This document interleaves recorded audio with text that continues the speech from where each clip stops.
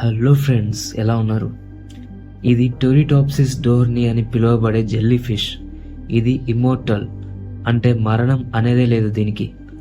వయస్సుని తిప్పికొట్టే సామర్థ్యాన్ని కలిగి ఉన్న ఇది దాని కణాలను తిరిగి పునర్నిర్మించుకునే సామర్థ్యం కారణంగా సిద్ధాంతం పరంగా ఇది మరణం నుండి తప్పించుకొని శాశ్వత జీవితాన్ని గడపగలదు. ఈ రకమైన సామర్థ్యం ఈ మొత్తం భూగ్రహం మీద ఉన్న ఎనిమల్ కింగ్డమ్లోనే ప్రత్యేకమైన జీవిగా మనం దీన్ని సూచించవచ్చు.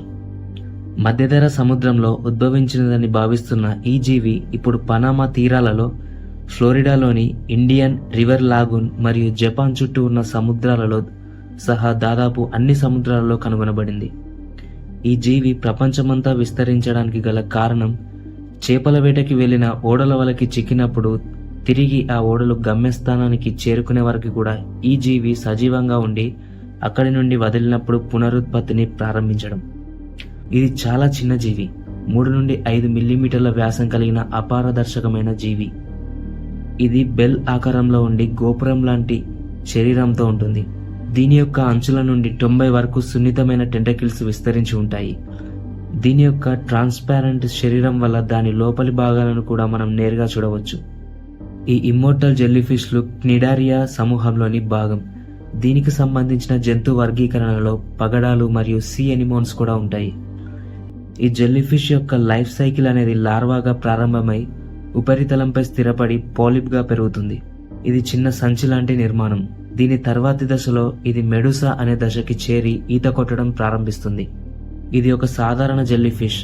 ఇది దాని జీవిత చక్రంలో చనిపోయే ముందు జరిగే చివరి ప్రక్రియ. కానీ ఈ దశలో అది ఒత్తిడికి గురైన లేదా తీవ్రమైన ఆకలిని ఎదుర్కొన్నప్పుడు తిరిగి పాలిప్గా మారే సామర్థ్యాన్ని, అంటే దాని చివరి దశ నుండి యవ్వన దశకి మారుతుంది. ఇది ట్రాన్స్ డిఫరెన్షియేషన్ అని పిలువబడే ప్రక్రియ ద్వారా వాటి జీవక్రియకు సంబంధించిన ప్రాసెస్లో వెనక్కి వెళ్లి తిరిగి పాలిప్ అని పిలువబడే మొదటి దశకి ఇవి రూపాంతరం చెందుతాయి. అమరత్వం వలె కనిపించే ఈ ప్రక్రియలో తిరిగి జన్మించిన మొగ్గల వలె గాయపడిన జీవికి జన్యుపరంగా సమానంగా ఉండే మెడుసాలని ఇది విడుదల చేస్తుంది. ఈ కారణం వల్ల మొత్తంగా దీనికి అమరత్వం, అంటే చావు అనేదే లేని జీవిగా దీన్ని చెప్పవచ్చు. ఇలాంటి ఎబిలిటీ ఉన్న జీవుల నుండి శాస్త్రవేత్తలకు రీసైక్లింగ్ యొక్క సమర్థవంతమైన మార్గం మరియు వ్యాధి వల్ల దెబ్బతిన్న కణాలను భర్తీ చేయడంలో సహాయపడే స్టెమ్ సెల్స్ ను గుర్తించే పరిశోధనలో ఇది ఒక ముఖ్యమైన అధ్యయనంగా చెప్పవచ్చు. వృద్ధాప్యం నుండి యవ్వన దశకి తిరిగి చేరుకునే ఈ సామర్థ్యాన్ని కలిగి ఉన్న ఈ జీవి మొత్తం జంతు రాజ్యంలోనే చావులేని విజేతగా నిలుస్తుందని చెప్పవచ్చు. చివరగా పరిణామ క్రమంలో జీవులు అవి మనుగడ సాగించడానికి ఒక్కో ప్రత్యేకతను కాలక్రమేణా వాటికి ప్రకృతి అందించిన అనుభవం నుండి నేర్చుకొని ఎలాగైతేనేమి వాటి యొక్క ఉనికిని నిలబెట్టుకొని ఆహార గొలుసుని, జీవ వైవిధ్యాన్ని సమతులంగా ఉంచడానికి దోహదపడుతున్నాయి. ఓకే ఫ్రెండ్స్, ఈ వీడియోలో మరణం అనేదే లేని జెల్లీఫిష్ గురించి కొంతవరకు సమాచారం అయితే తెలుసుకున్నారని అనుకుంటున్నాను. And thanks for watching.